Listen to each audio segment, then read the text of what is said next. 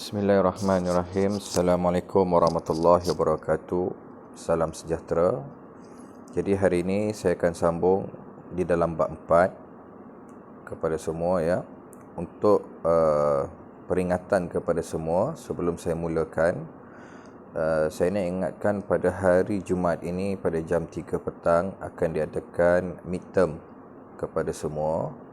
Ya, midterm yang merangkumi bab 1, 2, 3 dan 4. Jadi saya minta semua untuk prepare dan jawab soalan tu mengikut masa yang telah ditetapkan, pukul 3 hingga jam 4, dan hanya ada 20 soalan objektif sahaja. Baik, dalam kelas yang lepas di dalam bab 4, Parlimen dan Demokrasi, saya dah terangkan kepada semua ya. Jadi pada hari ini saya akan masuk kepada Dewan Rakyat, salah satu komponen di dalam Parlimen. Di dalam Parlimen kita ada 3 komponen, yakni yang pertama yang di-Pertuan Agong, yang kedua adalah Dewan Rakyat, dan yang ketiga adalah Dewan Negara. Jadi kita akan masuk kepada Dewan Rakyat pada hari ini. Ahli-ahli Dewan Rakyat dipilih oleh orang ramai melalui pilihan raya yang mengikut amalan demokrasi. Setiap 4 atau 5 tahun, negara kita akan mengadakan pilihan raya umum. Yang mana pilihan raya umum ini, rakyat yang layak untuk mengundi diminta untuk mengundi memilih ahli parlimen yang baru dan juga ahli Dewan Undangan Negeri. Apa beza ahli parlimen dan juga ADUN, ahli Dewan Undangan Negeri? Bezanya adalah ahli parlimen ataupun ahli Dewan Rakyat ini mewakili kawasan untuk negara kita, manakala untuk ADUN pula adalah wakil rakyat yang dipilih mewakili negeri kita.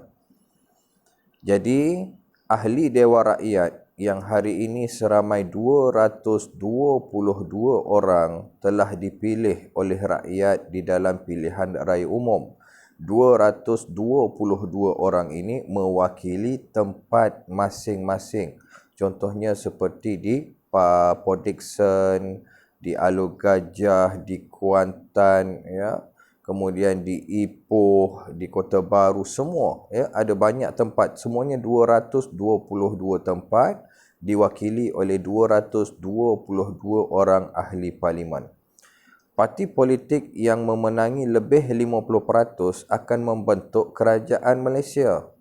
Daripada 222, parti politik mana yang lebih daripada separuh, yakni paling kurang 112 kerusi, maka parti politik itulah yang akan memerintah negara kita.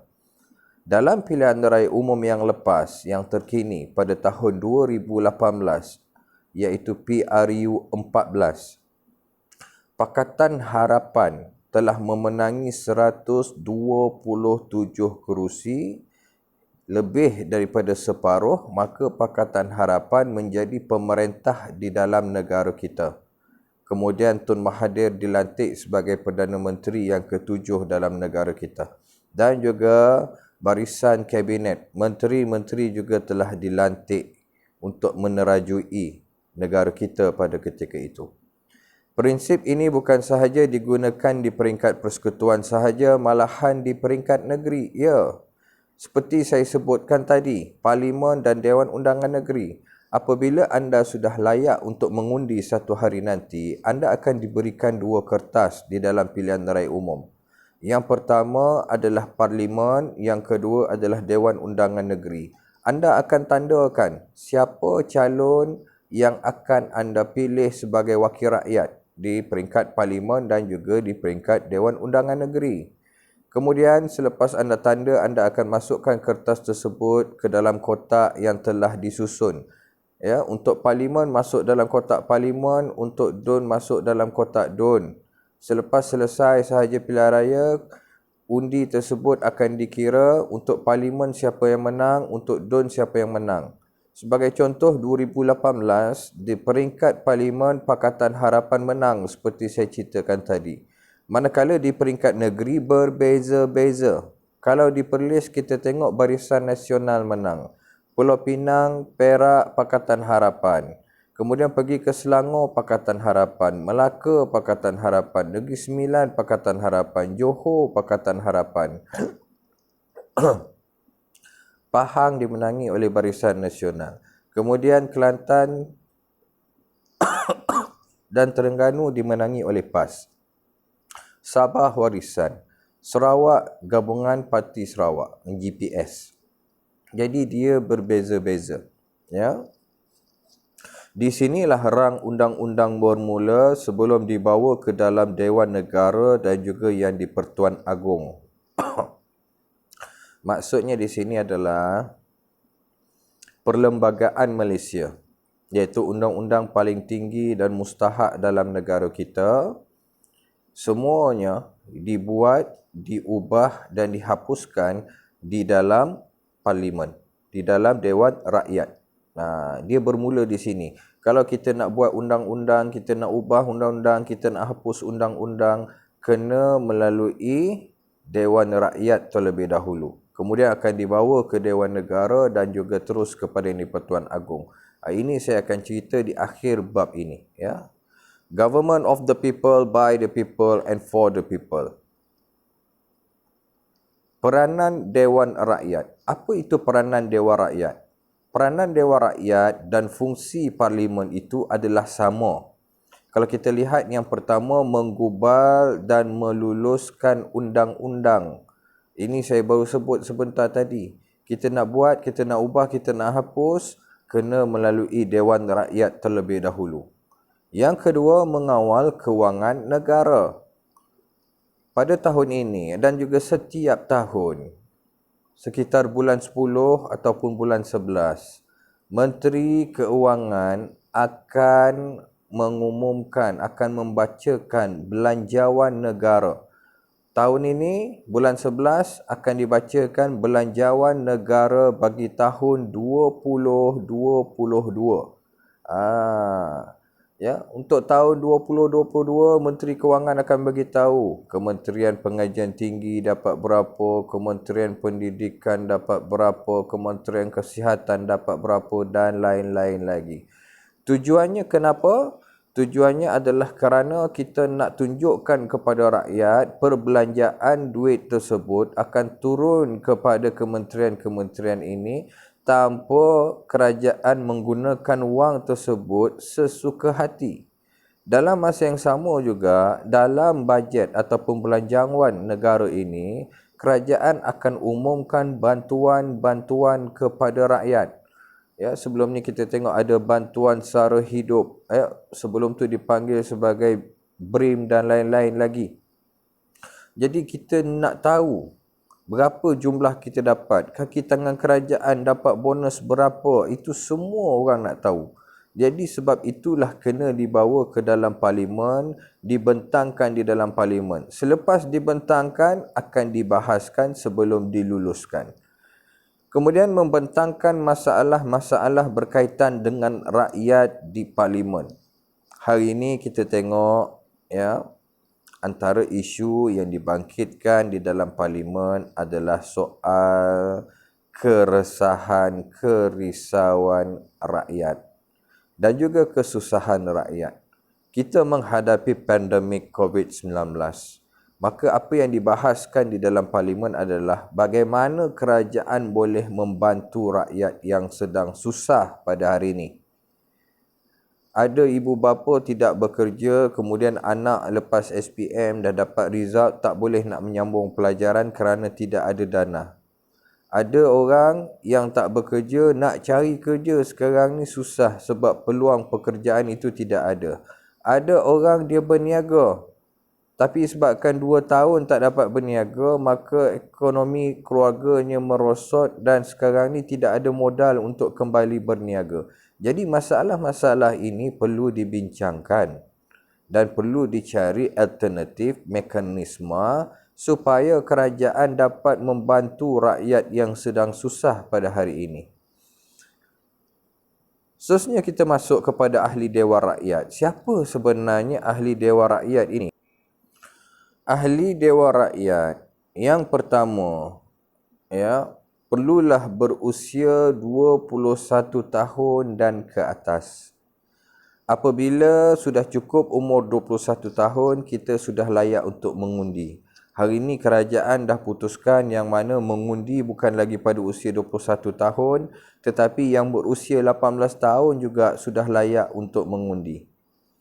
Apabila anda sudah layak untuk mengundi, ini bermaksud anda boleh menjadi wakil rakyat. Macam mana nak jadi wakil rakyat? Ini saya akan ceritakan di dalam bab 5 nanti. Ya, iaitu pilihan raya dan demokrasi. Anda sudah layak untuk menjadi seorang calon, bertanding, tak kiralah atas nama parti politik yang sedia ada, anda nak tubuhkan nama parti politik sendiri, ataupun anda nak bergerak secara tiket bebas. Ya, terpulang. Kemudian tempoh keahlian adalah selama 5 tahun dan boleh diperbaharui melalui pilihan raya umum. Maksudnya di sini adalah apabila anda sudah dipilih menjadi seorang wakil rakyat, itu tidak bermaksud anda akan menjadi seorang wakil rakyat seumur hidup. Tempoh anda menjadi seorang wakil rakyat adalah selama 5 tahun sahaja. Dan kemudian jika anda rasakan anda perlu dan layak untuk menyambung khidmat anda sebagai wakil rakyat, anda perlu bertanding lagi dalam pilihan raya. Saya bagi satu contoh. Hari ini Syed Saddiq menjadi ahli parlimen MUA.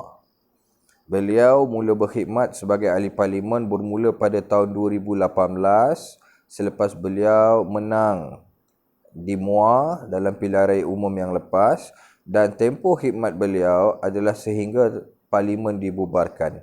Bila parlimen dibubarkan, 4 atau 5 tahun. Maksudnya sama ada 2022 ataupun 2023.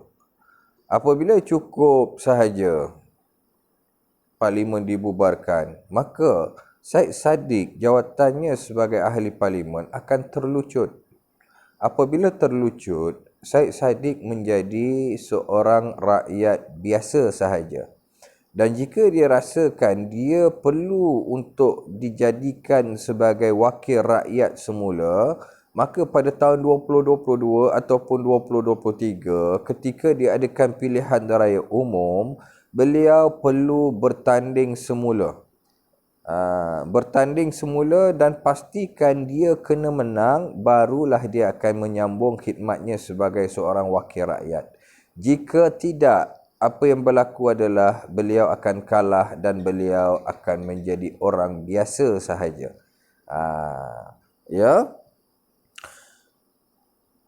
Jumlah ahli parlimen berubah mengikut pertambahan kerusi parlimen di setiap tempat, dan yang terkini jumlah ahli parlimen adalah seramai 222 orang. Waktu kita mula-mula merdeka dulu, jumlah parlimen yang ada hanya sekitar 56, 57 sahaja. Namun setiap kali pilihan raya akan ada pertambahan kursi, tambah dan tambah. Hari ini menjadi 222. Dan akan datang insya-Allah jumlah ini juga akan bertambah. Mungkin akan jadi 250, mungkin akan jadi 300, 350 dan mungkin 500. Ya, dia melihat kepada kawasan-kawasan. Kalau jumlah penduduk dalam satu kawasan tu dah terlalu ramai, mungkin dia akan pecahkan kepada 2. Ataupun ada satu kawasan mungkin sebelum ini tidak ada, tidak ramai rakyat tinggal di kawasan tersebut. Selepas itu sekarang ni kita tengok dah semakin ramai dan rakyat tu boleh mengundi di kawasan tersebut, maka tempat tersebut akan dibuka sebagai kawasan pilihan raya yang baru. Hilang kelayakan ahli Dewan Rakyat. Seorang ahli Dewan Rakyat boleh hilang kelayakan dia dengan alasan pertama, tidak sempurna akal. Maksudnya gila. Dia dah tak boleh berfikir. Kalau orang dah tak boleh berfikir, dah tak siuman, dah gila, takkan nak suruh dia jadi ahli parlimen lagi. Takkan nak suruh dia jadi ahli Dewan Undangan Negeri lagi. Maka perlulah dilucutkan jawatannya dan digantikan dengan orang lain di dalam pilihan raya kecil. Apa beza umum dan kecil? Ini bab 5 saya akan terangkan. Diisytihar muflis oleh mahkamah. Ya, mentang-mentang dah jadi ahli parlimen, buat banyak hutang sebab gaji besar, ingat, last kali tak boleh nak bayar, maka bank pun isytihar dia bankrupt, maka hilanglah kelayakannya sebagai seorang ahli Dewan Rakyat. Kemudian memegang jawatan berpendapatan, since you dah dijadikan sebagai ahli Dewan Rakyat, anda tidak boleh bekerja dengan mana-mana pihak yang lain, yang mana pihak tersebut membayar gaji kepada anda. Tak boleh sama sekali. Jika didapati anda bekerja dengan pihak lain, terlucutlah jawatan anda. Sebagai contoh, Syed Saddiq tadi, dia ahli parlimen, dalam masa yang sama juga dia menjadi seorang pensyarah di UiTM. UiTM bayar gajinya setiap bulan. So itu tidak boleh. Ya, itu tidak boleh berlaku. Jika berlaku, maka Syed Saddiq terlucut jawatannya sebagai seorang ahli parlimen. Dihukum penjara lebih dari 12 bulan atau didenda sekurang-kurangnya RM2,000. Ya, pernah dipenjara dan didenda, maka ini membuatkan seseorang itu tidak layak untuk bertanding dan juga tidak layak untuk menjadi ahli Dewan Negara. Ahli Dewan Rakyat. Ketika dia jadi ahli Dewan Rakyat, tiba-tibalah dia bawa kereta dalam keadaan mabuk, aksiden dan didenda RM3,000. Tak kena penjara tapi kena denda RM3,000. Disebabkan denda RM3,000 melebihi RM2,000, maka automatik jawatannya itu telah pun terlucut. Memperoleh kewangan asing dengan sengaja atau khianat kepada negara. Terima duit daripada orang luar, rasuah. Tak boleh, ya. Dan tidak menghantar penyata perbelanjaan pilihan raya kepada SPR.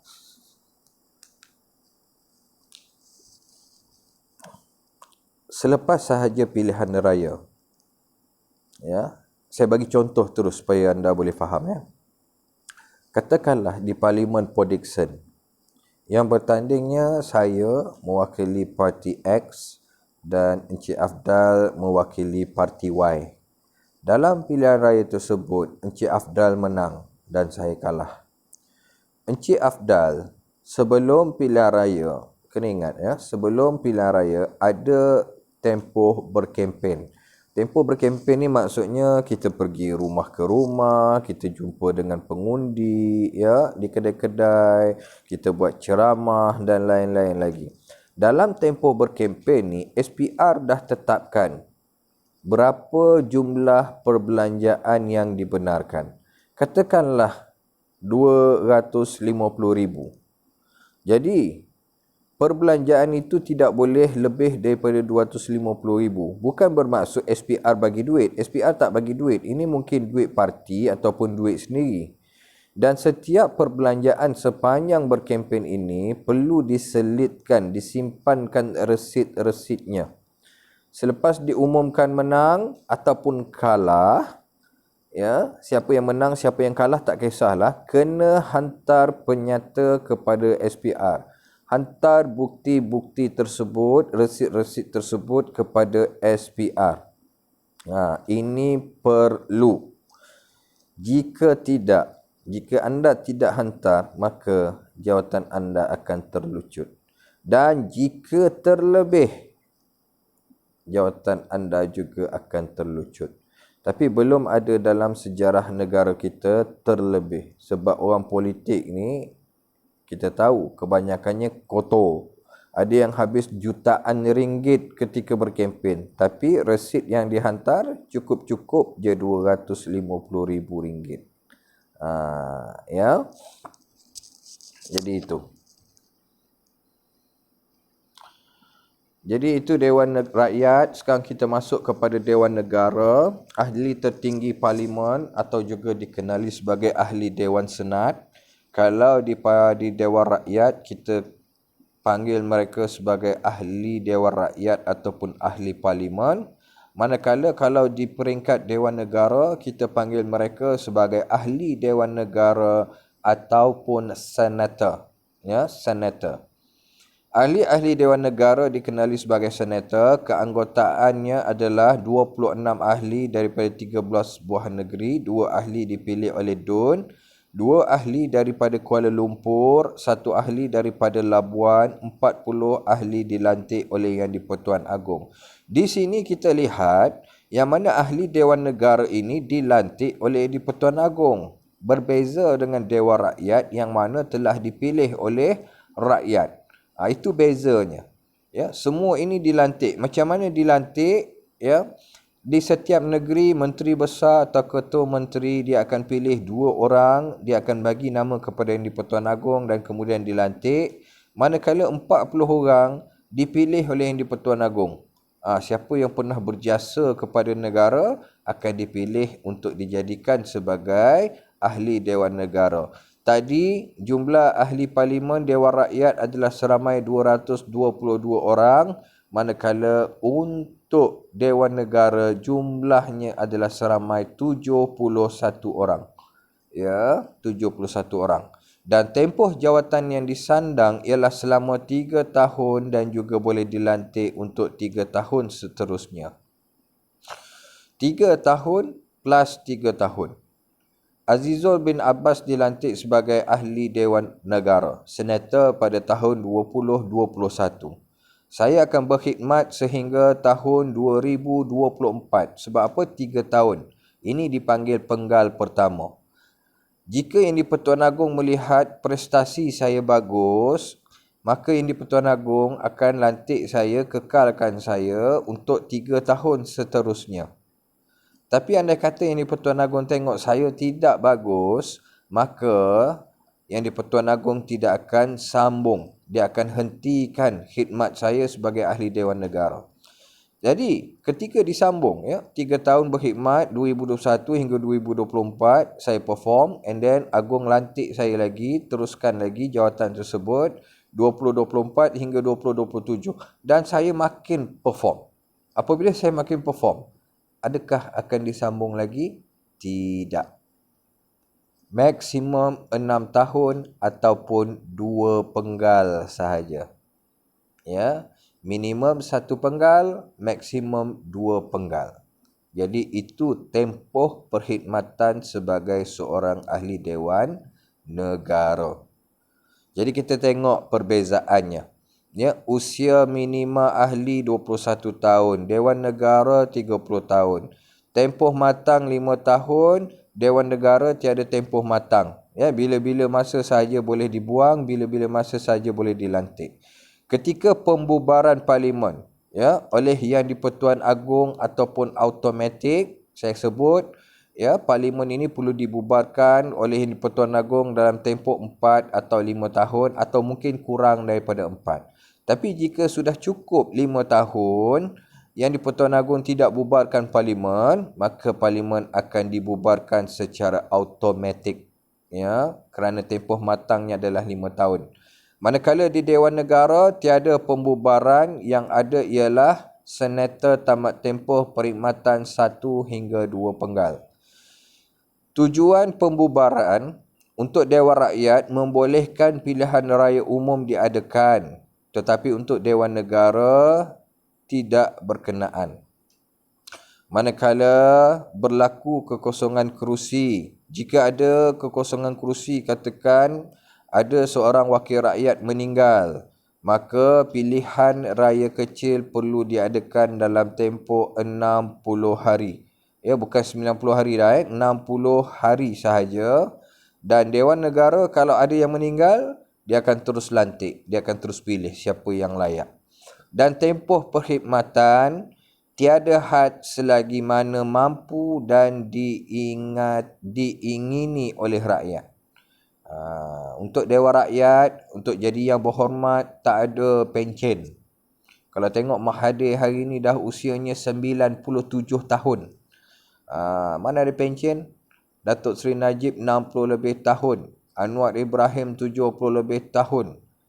Masih lagi menjadi seorang ahli parlimen. Selagi diminati, diingini oleh rakyat, dia bertanding, dia boleh menang, maka teruskanlah menjadi ahli Dewan Rakyat. Manakala untuk Dewan Negara, minimal 1 tahun, minimal 1 penggal bersamaan 3 tahun dan maksima 2 penggal ataupun 6 tahun. Okey, yang ini yang terakhir, kaedah menggubal undang-undang. Macam mana kita nak buat undang-undang, kita nak ubah undang-undang dan kita nak hapuskan undang-undang. Ada 4 proses untuk kita buat undang-undang. Ya, dia sama je proses dia, nak buat, nak ubah, nak hapus. Jadi untuk memahamkan anda semua, saya bagi satu contoh terus ya, saya kaitkan terus. Jadi katakanlah kita nak buat, saya sebagai ahli Parlimen Port Dickson dan saya nak membawa usul cadangan di dalam Parlimen untuk kita bincangkan satu undang-undang baru yang mana saya nak semua kaum wanita berhijab. Ya, berhijab. Ya, yang Islam wajib berhijab apabila keluar daripada rumah. Jadi, apa yang perlu dilakukan adalah proses yang pertama kita panggil sebagai bacaan pertama.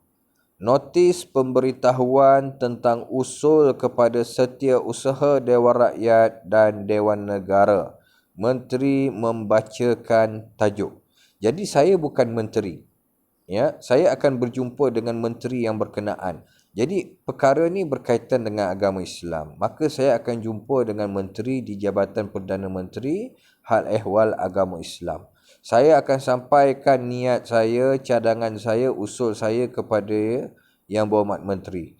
Dan kemudian saya juga akan maklumkan kepada Setiausaha Dewan Rakyat dan juga Setiausaha Dewan Negara. Di dalam Parlimen, menteri yang akan membacakan tajuk. Kemudian saya akan huraikan kenapa nak kena buat undang-undang ini. So, itu bacaan pertama. Bacaan kedua, rang undang-undang dibahaskan di Dewan Rakyat. Apabila saya menerangkan, maka 222 ahli Dewan Rakyat akan berbahas. Mereka akan sampaikan pendapat mereka. Adakah mereka bersetuju ataupun tidak bersetuju? Kenapa mereka tidak bersetuju? Kenapa mereka bersetuju? So, perbahasan tu akan berlangsung dalam tempoh yang agak panjang. Kemudian meneliti kepentingan dan kesan usul kepada rakyat. Kita akan lihat pro and con kepada rakyat. Kalau kata kita nak buat, apa kebaikannya kepada rakyat, apa keburukannya kepada rakyat, ya. Dan kalau kita tak buat, apa kesannya kepada rakyat. Jadi itu. Kemudian menteri menjelaskan sebarang persoalan. Ya, jika ada persoalan-persoalan yang timbul, maka menteri akan tolong jawabkan dan membuat undian sama ada menerima atau menolak undang-undang tersebut. Selepas saja berbahas, semua sudah tanya soalan, semua sudah berpuas hati dengan jawapan, maka akan dibuat undian. Undian perlu dapat 2/3 daripada jumlah keseluruhan. Maksudnya 148 undian sekurang-kurangnya diperlukan untuk memastikan proses ketiga dapat diteruskan. Ya, katakanlah usul yang saya bawa tu ya dipersetujui, dapat 150, maka saya akan bawa ke peringkat ketiga. Tapi andai kata saya cuba dapat 120 sahaja, adakah ini akan diteruskan? Tidak, dia akan terbatal. Ya, dia tidak akan diteruskan. Baik, proses yang ketiga. Peringkat jawatan kuasa membuat pindaan yang sesuai. So, semua dah setuju, jadi kita kena pindah. Kita kena fikirkan. Ya, macam akta sebelum ni, merokok di restoran. Maksudnya dalam tu kita jelaskan yang mana kita ada tempoh percubaan. Dalam tempoh 6 bulan ke setahun, kita buat percubaan. Siapa yang merokok, kita bagi amaran. Kita tak denda lagi mereka ni. Ya. So, ini semua akan diteliti terlebih dahulu, akan dinilai terlebih dahulu sebelum kita laksanakan dalam negara kita. Tapi ini belum dilaksanakan lagi ya. Sebab ini bawah peringkat jawatan kuasa. Kemudian, bacaan kali ketiga dibaca pula di depan ahli Dewan Rakyat dan Dewan Negara sekali lagi, dihantar untuk kelulusan dan mendapat undian majoriti untuk diluluskan sebagai akta. Ya, tadi Dewan Rakyat mengundi, sekarang Dewan Negara pula mengundi. Maksudnya menteri akan bacakan di dalam Dewan Negara, perbahasan juga akan dibuat di Dewan Negara dan kemudian ahli Dewan Negara akan undi. Kalau bersetuju, kita terus bagi kepada Di-Pertuan Agong. Kalau tak bersetuju, dia kena mula balik daripada bacaan pertama. Dia kena mula balik daripada bacaan pertama. Dan kalau lulus, bawa kepada Di-Pertuan Agong. Agong akan meneliti, jika ianya sesuai maka akan diluluskan, dimasukkan di dalam perlembagaan, dan jika tidak diluluskan perlu dibawa kembali ke bacaan pertama. Dan jika Agong senyap tak bagi jawapan dalam tempoh 60 hari, jika Agong tidak memberi jawapan, maka undang-undang tersebut diluluskan secara automatik. Ya. Jadi inilah dia bab 4. Ya. So kalau ada apa-apa soalan nak ditanya, boleh tanyakan nanti kepada saya secara personal, tidak ada masalah. Ya. Jadi itu sahaja bab 4, alhamdulillah. So ingat, hari Jumaat jam 3 petang midterm. Jangan lambat. Ya. Okey, so saya rasa itu saja. Terima kasih saya ucapkan kepada semua. Saya akhiri dengan wabillahi taufiq wal hidayah. Wassalamualaikum warahmatullahi wabarakatuh.